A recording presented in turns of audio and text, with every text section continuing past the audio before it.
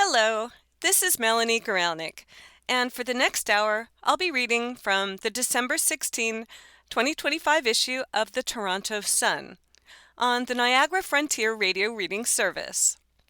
The first story is Lily. Ron DeSantis says Florida tourism is doing just fine without Doug Ford, by Brian Lilly. Doug Ford says he won't be going to Florida this winter, and Ron DeSantis couldn't be happier. Florida's governor was reacting to comments from Ontario's premier, claiming the Sunshine State's tourism industry is hurting, a claim Florida's tourism numbers say otherwise. Ford, who has long spent at least part of the winter in Florida, was asked on Monday if he would be going this year. "It's gonna be the first time I'm not going to Florida," Ford said, while adding other people may make different choices. "I'm doing out of my own personal choice, because I just can't do it. But don't let this guy change your lives."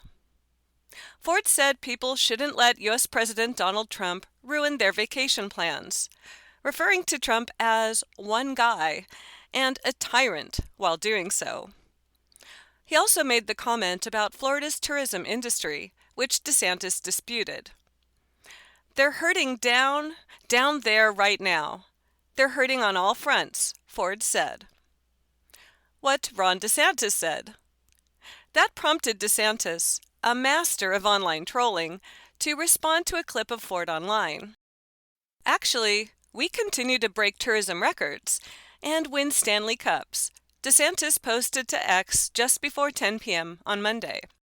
He included an excerpt of a news release from August showing that in the second quarter, from April to June of 2025, Florida hit a record number of visitors.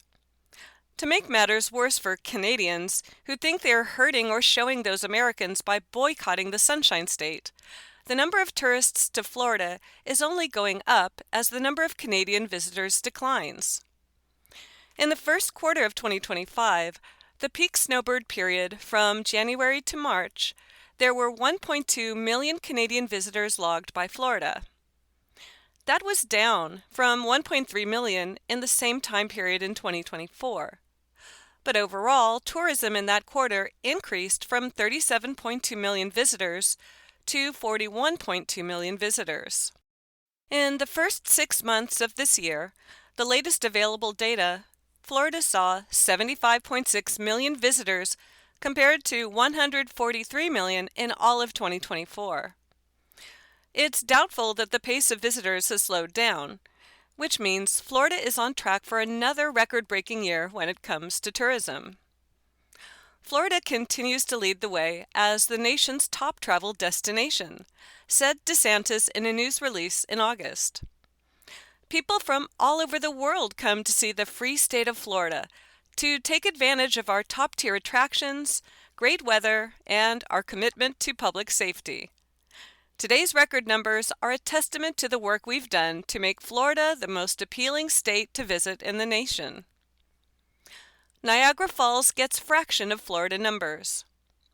Ford made his comments about not going to Florida at a news conference about boosting tourism in Niagara Falls. It's a good destination, but by their own stats only sees about 14 million visitors per year.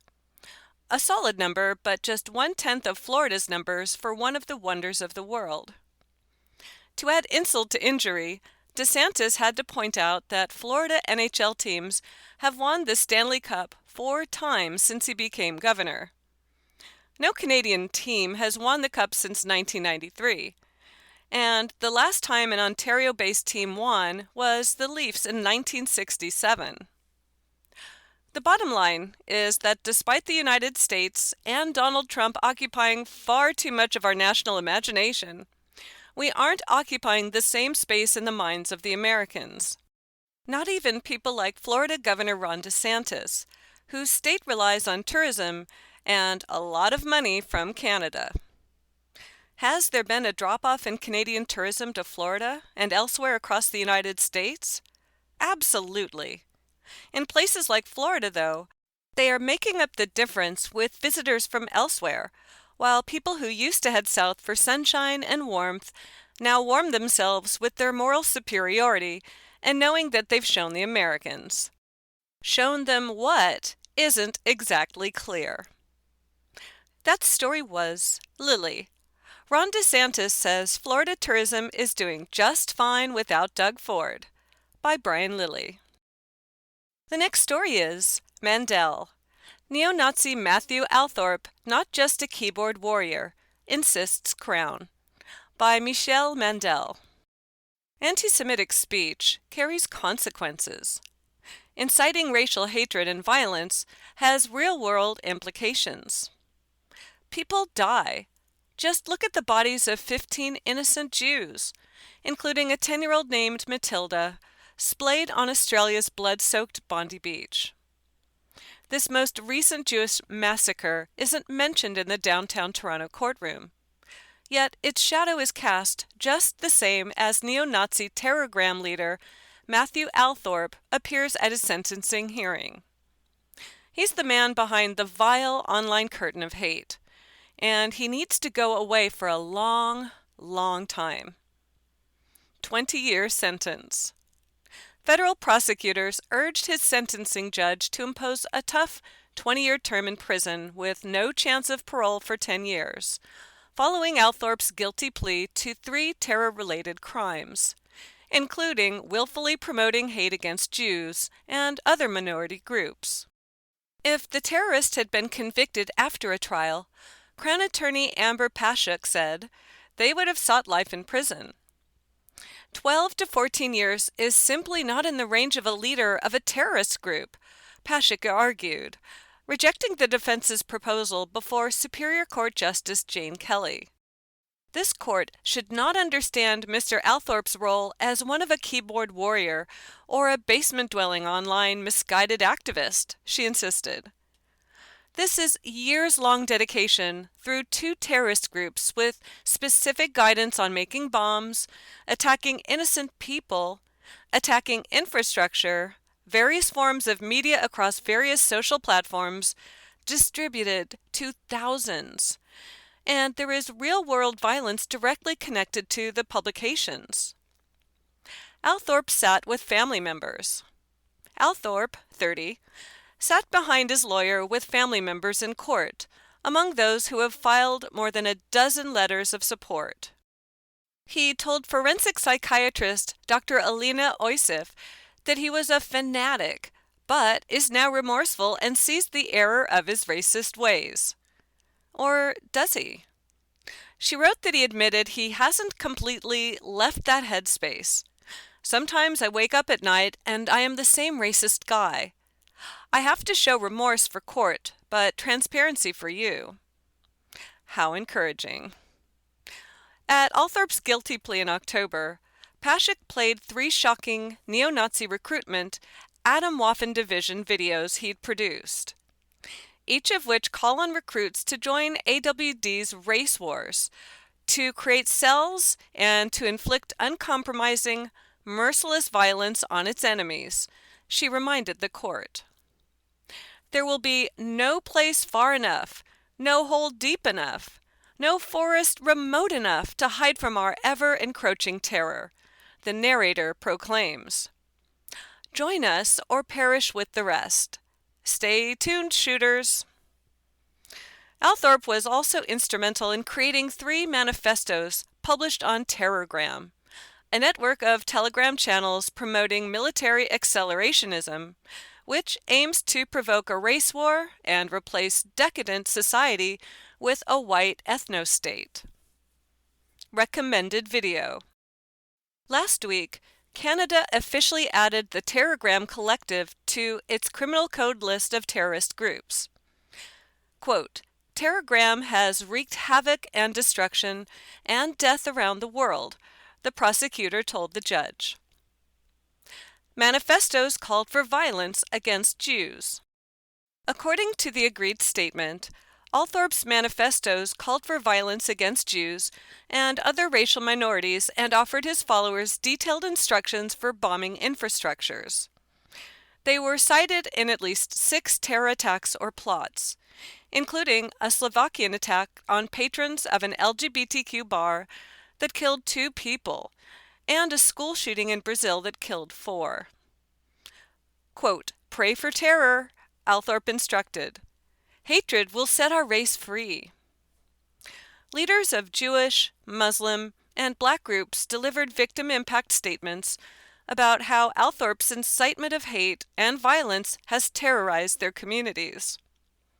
Quote, "Mr. Althorp provided Canadian Jewry with yet another stark reminder that neo-Nazi, white supremacist anti-Semitism is alive and well in Canada," said Rochelle Dierenfeld of the Alliance of Canadians Combating Anti-Semitism.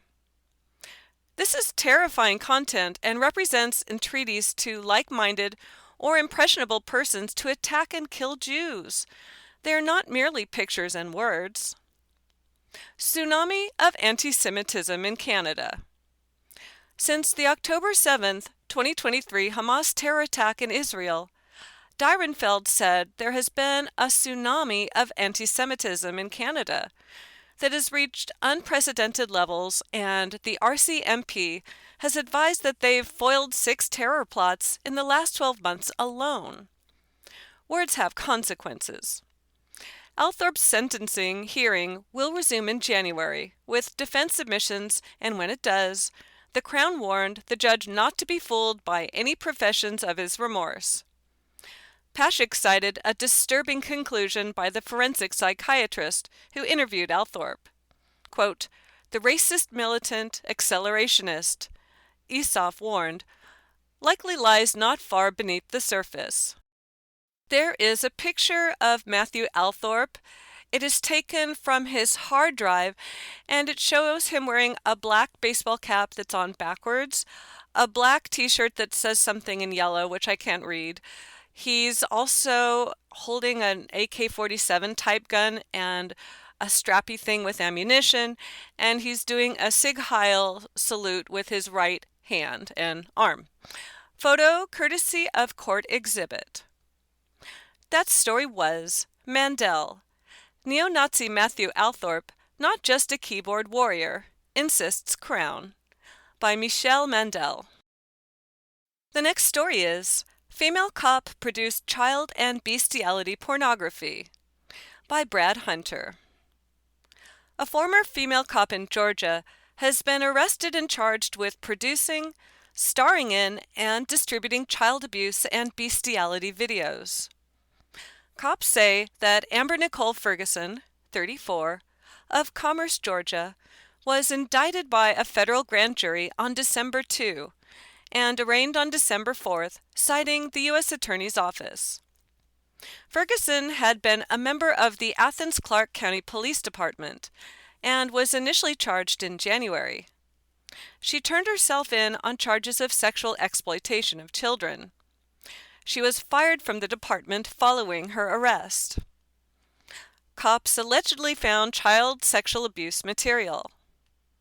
According to investigators, the probe into Ferguson began when a family member of 2 minors informed her department that something was off-kilter with the allegedly kinky cop. Detectives later allegedly found the suspected child sexual abuse material on Ferguson's phone. As they delved deeper, they also discovered the twisted bestiality material. They alleged she produced and starred in the cache of smut.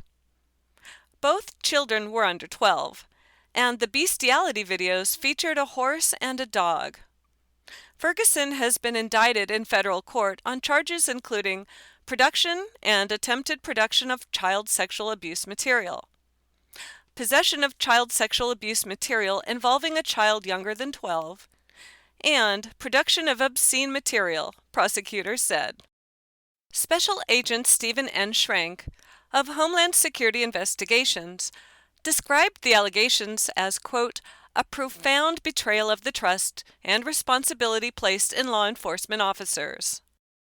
If convicted of production or attempted production of child sexual abuse material, Ferguson would face a mandatory minimum sentence of 15 years in prison, prosecutors said. Another alleged bestiality case. Meanwhile, Cassie L. Snee, 26, has been charged with 2 counts of bestiality and made her first court appearance Monday in Allen Superior Court. She reportedly admitted to cops that they weren't barking up the wrong tree. Investigators allegedly found videos on the phone of her boyfriend, a convicted sex offender, showing her engaging in the illegal stomach-churning sex acts over several months in 2024. The investigation began with police looking into Trey Allen Metler, the boyfriend, for failing to register as a sex offender. He was arrested in January, and detectives seized 2 of his phones. Detective Quentin Greer, a sex crimes investigator with the Wells County Sheriff's Office, reviewed the iPhone data starting March 3, 2025.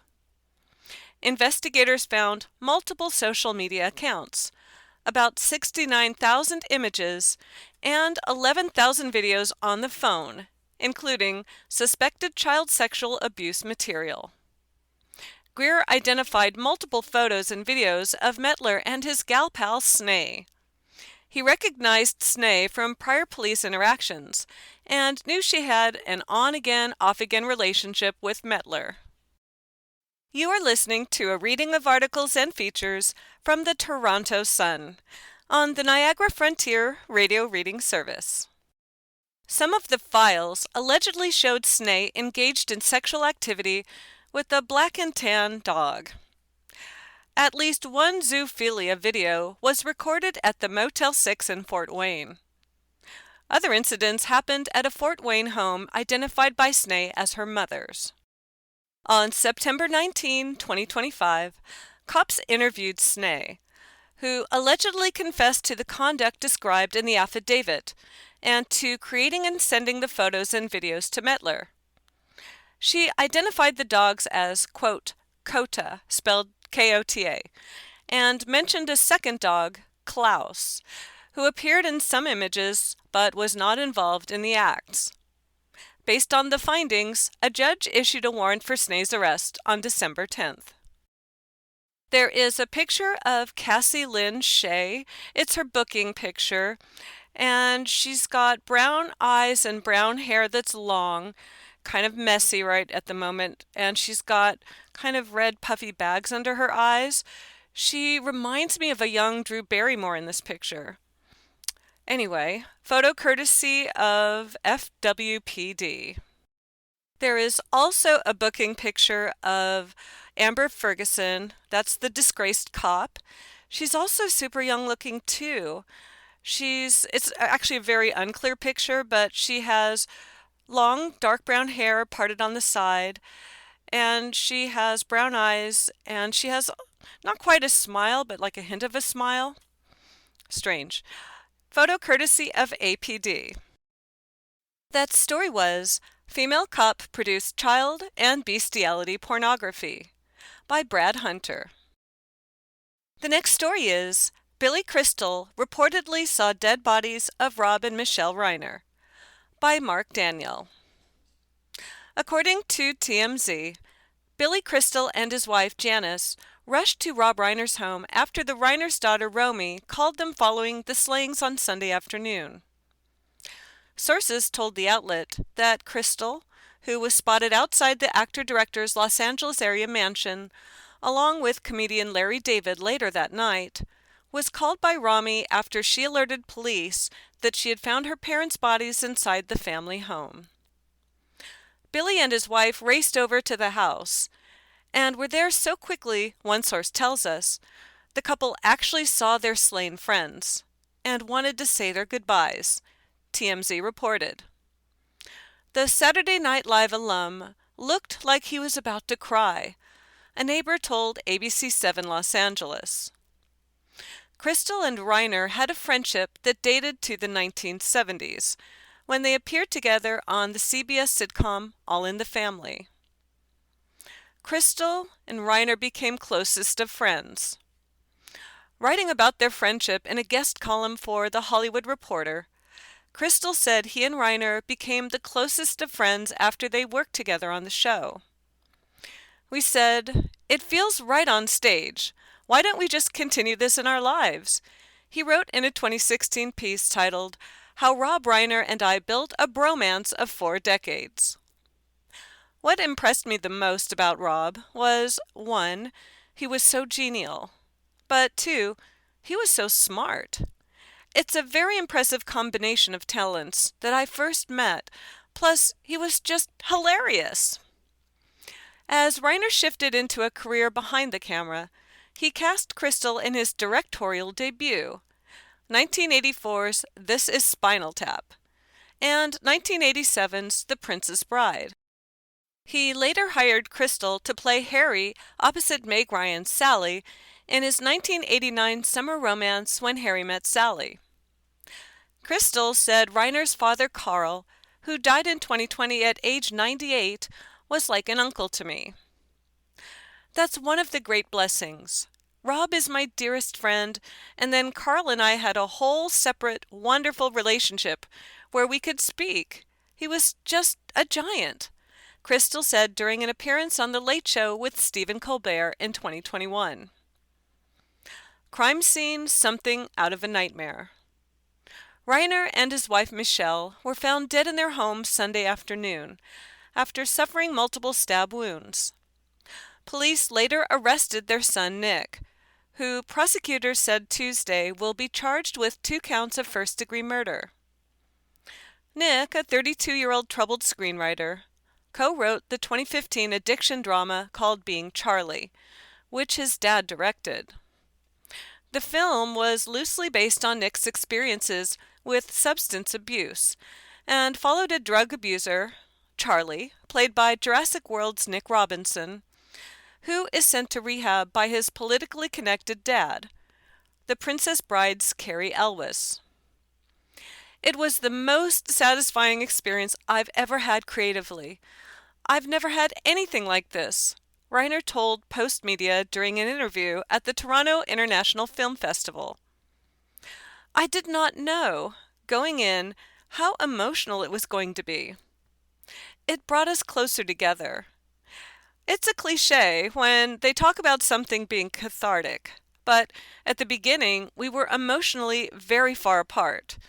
But as Nick started working on this and I started working with him, it really forced us to have to look at each other and get closer. Nick told People that his battle with substance abuse and refusal to get treatment resulted in him becoming estranged from his family. I was homeless in Maine. I was homeless in New Jersey. I was homeless in Texas, Nick said in a 2016 interview. I spent nights on the street. I spent weeks on the street. It was not fun. But TMZ reported that Reiner and Nick got into a very loud argument at Conan O'Brien's Christmas party on Saturday night. One insider told People, quote, Nick was freaking everyone out, acting crazy, kept asking people if they were famous. Reiner's tried everything to help Nick. Sources said that Reiner and Michelle, quote, had been anguishing to friends over the last few months, that they were at their wits' end over Nick's mental illness and alleged substance abuse issues, and did not know what to do with their son, saying, "We've tried everything." Before Nick's arrest late Sunday, TMZ reported that Reiner and Michelle, quote, had their throats slit by a family member after an argument. Their daughter Romy reportedly warned authorities that the family member, quote, should be a suspect because they were dangerous. Sources told TMZ that when investigators arrived at the Reiner residence, Rob and Michelle's bodies were already in a state of rigor mortis. The scene was described as something out of a nightmare, with their bodies butchered and it being the work of a madman. Around 4 a.m. Sunday, Nick checked into a hotel in Santa Monica using his own credit card, according to TMZ. When the hotel's cleaning staff came into his room later that morning, they allegedly found the shower was full of blood, and there was blood on the bed. The window in the room was covered by bed sheets. Nick was arrested late Sunday night and has retained lawyer Alan Jackson, who represented Harvey Weinstein and Kevin Spacey during their sexual assault trials. There is a picture of Nick Reiner. He's arriving at the premiere of Spinal Tap 2: The End Continues on September 9th, 2025 in Hollywood. It's a Head and Shoulders picture. He has his head shaved pretty short, and he's got a beard and mustache. Can't tell his eye color. He's in a black windbreaker that says Nike in white on it, and he's standing between two women. You just see their shoulder and part of their hair. Photo courtesy of Richard Shotwell via Envision via AP. That story was Billy Crystal reportedly saw dead bodies of Rob and Michelle Reiner by Mark Daniel. The next story is Pornhub hackers allegedly yank data from 200 million premium users by Ian Shantz. Pornhub is notifying more than 200 million premium users about a security breach. The adult entertainment website, which is owned by an Ottawa-based private equity firm, said that users' data and search history may have been stolen.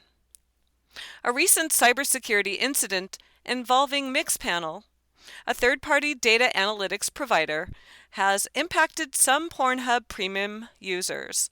Pornhub recently confirmed, per the UK Daily Mail. Pornhub uses the third-party system to analyze site traffic. Hackers potentially exposed limited records of how some users interacted with the platform. Passwords, payment details, and financial information remain secure and were not exposed, Pornhub said. Cybercriminals allegedly have email addresses. Search keywords. However, in an extortion demand sent to the company, the cybercriminals alleged to have a massive data set of records that included email addresses, locations, video titles, search keywords, activity types, and timestamps for more than 200 million entries, technology news outlet Bleeping Computer reported. Premium users pay $14.99 per month to access millions of videos, as well as more than 100,000 premium videos that non-paying users can't access.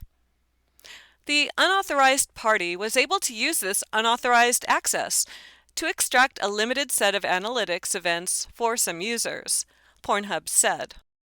Pornhub added that it has since secured the affected accounts and stopped the unauthorized access. The adult website said that it has not worked with Mixpanel since 2023, meaning the stolen records are from that year and earlier, Bleeping Computer reported.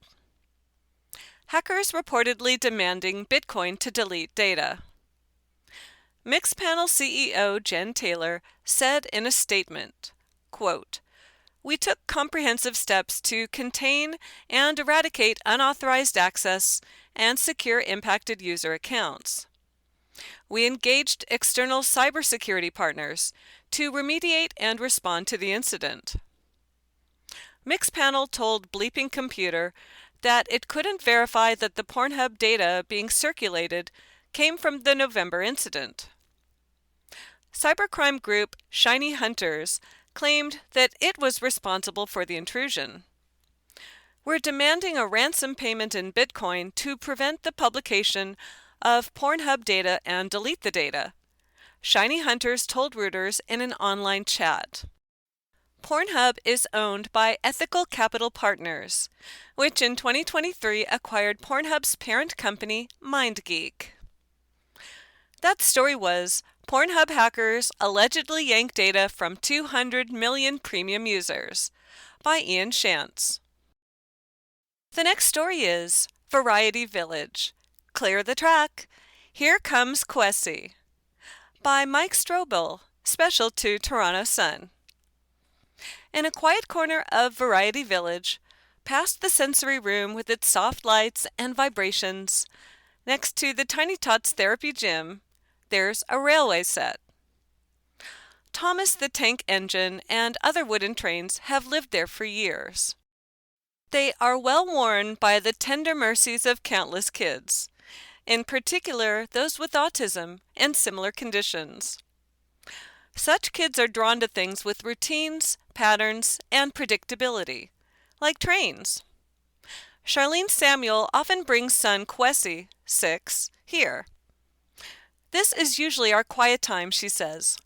Playing with trains is soothing for him. He likes the symmetry, and I get a break. Not so much this particular night. Perhaps the arrival of a wrinkled old newspaperman has ruined the routine for Kwesi, who seems anything but soothed. He launches into a good old-fashioned tantrum. A full head of steam, as railway men used to say. Let's cut him some slack. You are listening to a reading of articles and features from the Toronto Sun on the Niagara Frontier Radio Reading Service. Kwesi was born at 23 weeks and 2 days, so 4 months early. He weighed 520 grams, about the heft of a can of soup, or a grapefruit, 2 small apples, barely 1 pound. Survival was a coin toss at best. They asked me if I wanted extraordinary measures of resuscitation taken if needed, Charlene tells me. I said yes. Rough start. Kwesi was in hospital for 136 days. Much of it was on oxygen or in an incubator. He had a bit of a rough start, says his mom. I'll say. On her first Mother's Day, an infection clobbered Kwesi, and he had to be resuscitated again. That was then. Kwesi now weighs a healthy 46 pounds. But the rigors of his infancy have left their marks, with autism and ADHD in particular. He is an intense little boy. Being Kwesi's mom is not always a breeze. I don't ask why him, why us, says Charlene, a business systems analyst. You bring a child into the world, you need to do everything possible for him. How he behaves and everything else is not his fault. It's just the luck of the draw. It can be overwhelming at times, but I accept it. They found Variety Village. Lucky for both mother and son, they found Variety Village. For Kwesi, it means the soothing rhythms of the warm village pool. It means the Social Explorer program that helps kids with autism, and the like, break out of their shells, play together, and better cope with the outside world, whatever their future. He may never be a scientist or go to university, says Charlene, a single mom. But that's okay. I just want him to be healthy and happy. Part of a community. For Charlene, the village offers a rare chance to relax. I can leave him with the people here, and I know he's safe. I don't know what I'd do without that. Outside, you get the look, like there's something I'm doing wrong. Here, with the staff and other parents, everything's okay. No one gives us the look. Everyone here knows Kwesi. Everybody accepts him the way he is. We're part of a community. Which brings us back to the village train table. For an hour, Kwesi has put Thomas through his paces, filled the air with toy gun bubbles, another soothing symmetry, run a half marathon down various hallways, and inflicted new bruises on his long-suffering stuffed Winnie the Pooh. Kwesi is finally chill. The sweet little boy Kwesi is peeking out of his clouds. Mike, go car? He asks as I take my leave. Then he turns back to his trains. See you down the track, kid. There is a picture of Kwesi Samuel. He is standing behind the Variety Village's train table, and he's holding a train that's going over a bridge that crosses a river. And it's a blue train, and there's a green train closer to him on the tracks. Photo courtesy of Mike Strobel Photo. That story was Variety Village. Clear the track. Here comes Kwesi. By Mike Strobel. Special to Toronto Sun. The next story is White House Chief of Staff Susie Wiles calls Vanity Fair story hit piece by Spiro Papikoski. White House Chief of Staff Susie Wiles is hitting back at Vanity Fair after the magazine published exclusive remarks she made about how President Donald Trump governs, while also being candid about current administration officials. In the article, Wiles compared Trump's personality to alcoholics, who function at a high level despite the president admitting he abstains from drinking. Quote, high-functioning alcoholics, or alcoholics in general, their personalities are exaggerated when they drink, Wiles told the magazine. And so I'm a little bit of an expert in big personalities. Wiles is the daughter of legendary sportscaster and former NFL player Pat Summerall, who she said growing up was an alcoholic. She also said Trump governs with, quote, a view that there's nothing he can't do. Nothing. Zero nothing. Shortly after it was published, Wiles called the story a, quote, disingenuously framed hit piece on her, the president, and his administration in a statement issued on social media. Quote, significant context was disregarded, and much of what I and others said about the team and the president was left out of the story, Wiles shared on X. I assume, after reading it, that this was done to paint an overwhelmingly chaotic and negative narrative about the president and our team. Wiles, who is the first female White House Chief of Staff, said she was honored to have worked with the president for the better part of a decade, calling Trump's leadership and vision unmatched since he returned to the Oval Office. None of this will stop our relentless pursuit of making America great again. Trump said he still backs his chief of staff, and that he wasn't personally offended by what Wiles told the magazine when she compared the president's personality to heavy drinkers. No, she meant that you see, I don't drink alcohol, Trump told the New York Post. So everybody knows that. But I've often said that if I did, I'd have a very good chance of being an alcoholic. I have said that many times about myself. I do. It's a very possessive personality. I've said that many times about myself. I'm fortunate I'm not a drinker. If I did, I could be very well because I've said that, what's the word? Not possessive.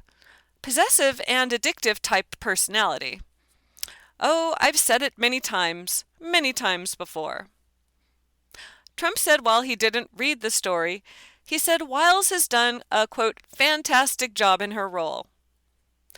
I think from what I hear, the facts were wrong, and it was a very misguided interviewer. Purposely misguided, he said. The magazine asked Wiles about the failed prosecution of James Comey, the former FBI director who investigated possible connections between the Trump campaign and Russia. She said the president could appear to be, quote, vindictive. I don't think he wakes up thinking about retribution, she said. But when there's an opportunity, he will go for it. Chris Whipple, who wrote the article as the first of a two-part feature, is a documentary filmmaker and author who wrote The Gatekeepers in 2017 about the significant role chiefs of staff play during each presidency. According to the story, Wiles sat down for multiple interviews throughout the year during moments of crisis in the Trump administration. White House Press Secretary Caroline Leavitt came to Wiles's defense by praising her for being loyal to the president. The entire administration is grateful for her steady leadership and united fully behind her, she wrote. Officials offer support. Other administration officials were also supportive of the work she has done at the White House. Quote, Susie is an exceptional chief of staff, and her tireless dedication, loyalty, and commitment to the president are beyond reproach, Treasury Secretary Scott Bessent shared online. Powerful leadership often works quietly. never seeking credit and always relentlessly driving results. Our chief exemplifies that. FBI Director Kash Patel said there is nobody more effective in Trump's team than Wiles, while Education Secretary Linda McMahon called her, quote, a force of nature, who is the shrewdest and most loyal chief of staff. Susie Wiles is by far the most effective and trustworthy chief of staff that my father has ever had.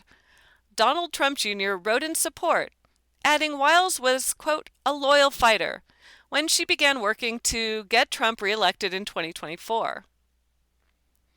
Well-equipped in role, Trump Jr. says, I very rarely speak out about my father's staffers, but there is no one on earth more equipped to serve my father as chief of staff than Susie.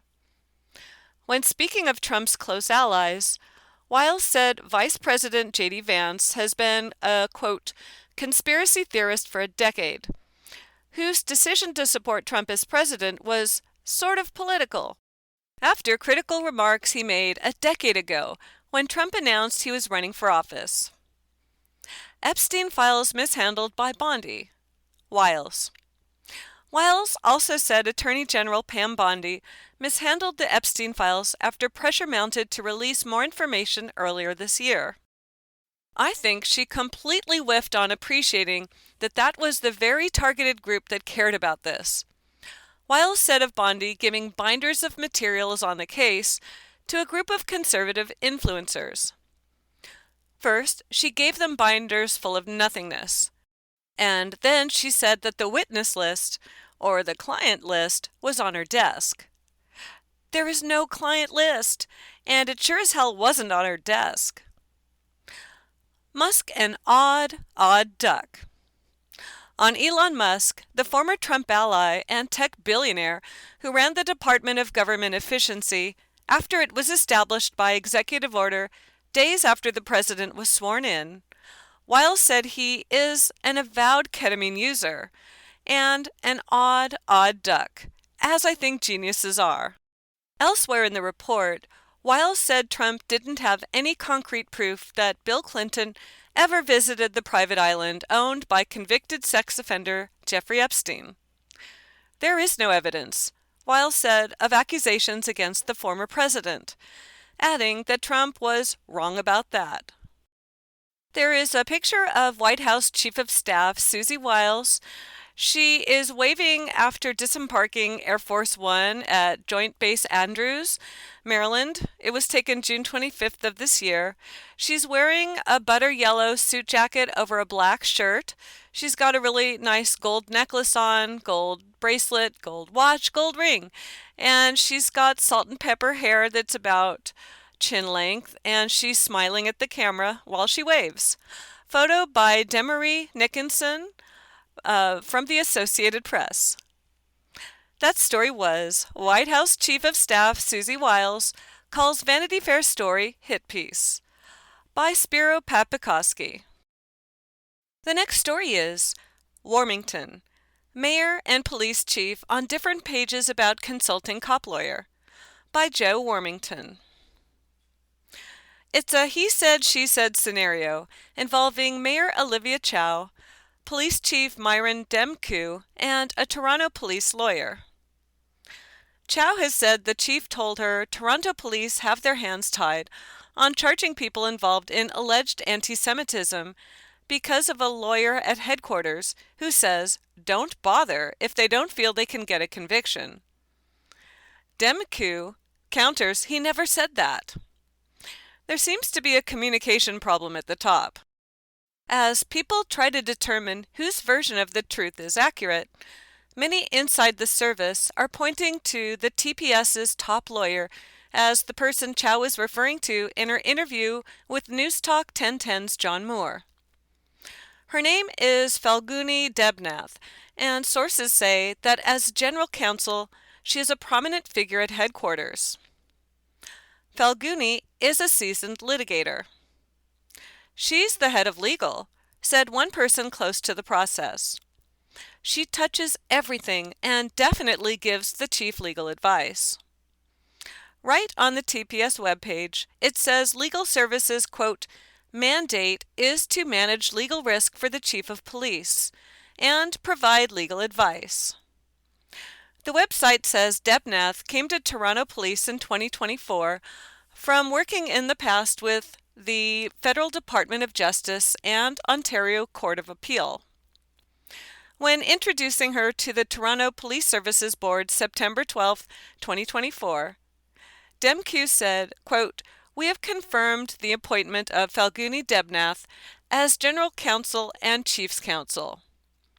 He said, quote, Falguni is a seasoned litigator with over 25 years of legal and leadership experience with governments, courts, and the United Nations. The chief added, quote, in addition to her extensive experience litigating complex and high-profile matters, she has provided legal, strategic, and policy advice to the Chief Justice of Ontario, the Deputy Attorney General of Ontario, a Commissioner of an Inquiry, and the head of a UN War Crimes Tribunal. In her most recent role as international lead lawyer for the United Nations, she led a team of international lawyers representing over 5,000 survivors of war crimes and genocide.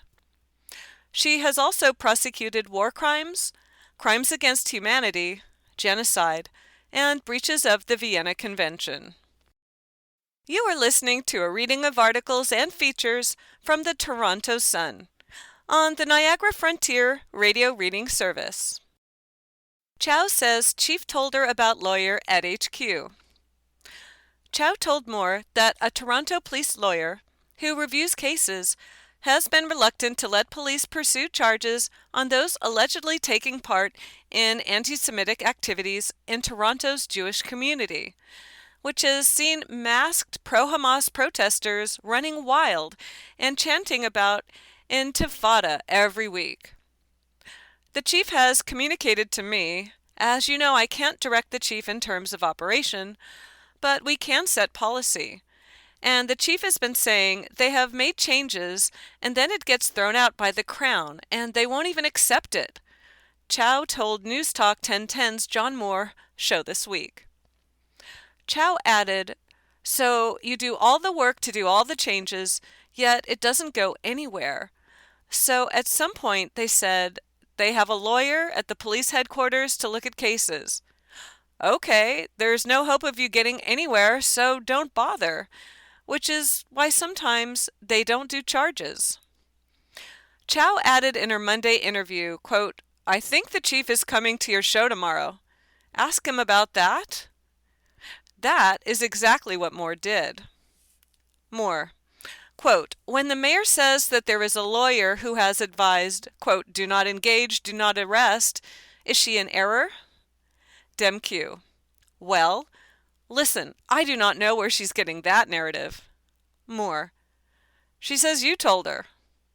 DemQ, yeah, well, we did have a discussion, but it was not the way it has been framed.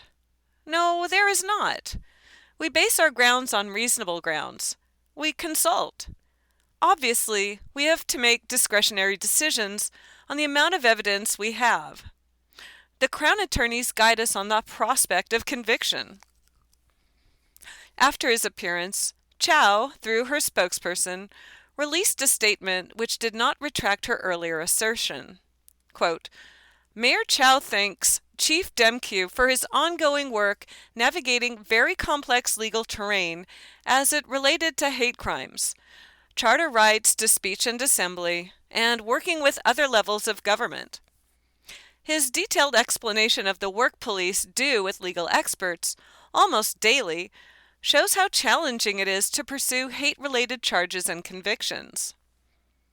Neither side addressed this lawyer at headquarters, who has so far not offered comment. When the Toronto Sun reached out to Debnath, a Toronto police spokesperson replied, quote, you listened to the interview with the chief this morning, and I responded to you last night with clarification, said the spokesperson Stephanie Sayer.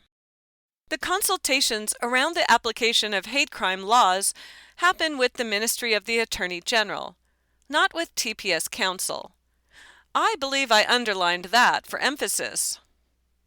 So that settles that? However, with Chow not taking back her original statement on Newstalk 1010, or saying that she misspoke, it becomes relevant to introduce the top Toronto police lawyer to the public. There is a picture of Mayor Olivia Chow with John Moore. They are in a recording studio for the Newstalk 1010 discussion that they had. Olivia Chow is wearing a black blazer over a red shirt. She's got bangs and a black-haired bob, and she's smiling, looking at the camera. And John Moore has gray hair, some nice-looking reading glasses on, and is wearing a blue blazer and also smiling. Photo courtesy of John Cristiano for the Toronto Sun. That story was Warmington. Mayor and Police Chief on different pages about consulting cop lawyer, by Joe Warmington. The next story is Brampton man detained in U.S. for possession of stolen big rig, by Ian Shantz. A 24-year-old Brampton man has been arraigned on charges after he was arrested for possession of a stolen commercial vehicle near the Sault Ste. Marie International Bridge. Michigan State Police said the man must stay in Chippewa County with a GPS tether after officers pulled him over in an allegedly stolen semi-truck in Sault Ste. Marie, Michigan, near the Canada-U.S. border crossing. Michigan cops said that on Friday around 7:35 p.m., a motor carrier officer from the Sault Ste. Marie post stopped the semi-truck for commercial vehicle violations. The truck was previously reported stolen in Ontario, police said. According to Michigan State Police, it had an altered VIN in an apparent attempt to conceal its identity. Motor vehicle fraud among charges filed.